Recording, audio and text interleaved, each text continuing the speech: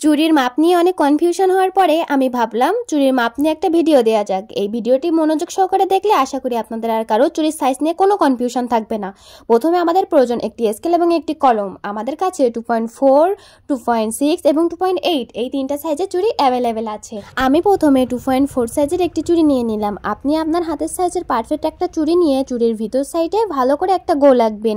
তারপরে আপনার কাছে থাকা ফিতা বা স্কেল দিয়ে চুড়ির মাঝ বরাবর সোজা করে একটা দাগ টানবেন। দাগ টানা হয়ে গেলে স্কেলের ইঞ্চি সাইডে সঠিকভাবে দেখবেন, ইঞ্চি সাইড দিয়ে আপনাকে এর মাপটা নিতে হবে। অনেকে সঠিকভাবে স্কেলটা বসাতে জানেন না, মাথার থেকে নেন, কিন্তু না, যেখান থেকে মাপ শুরু সেখান থেকে নিতে হবে। তারপরে মাপতে হবে দাগটা কত ইঞ্চি হয়েছে। এটার মাপ হয়েছে 2.4 ইঞ্চি।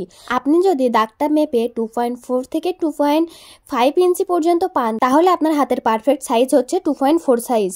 তারপরে আমি নিয়ে নিব 2.6 সাইজের একটি চুড়ি।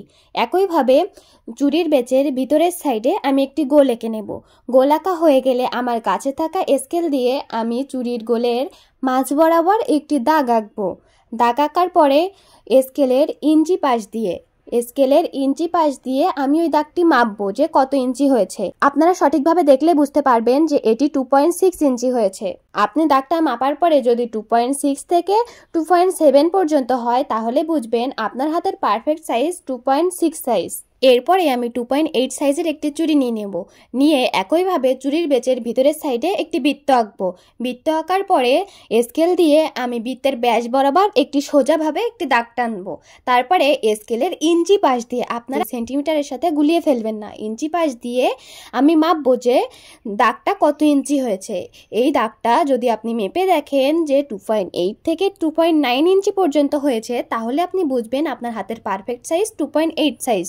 আশা করি আমি আপনাদের সঠিকভাবে বোঝাতে পেরেছি। তারপরেও যদি কোনো সমস্যা হয়ে থাকে অবশ্যই আমাকে কমেন্টে জানাবেন।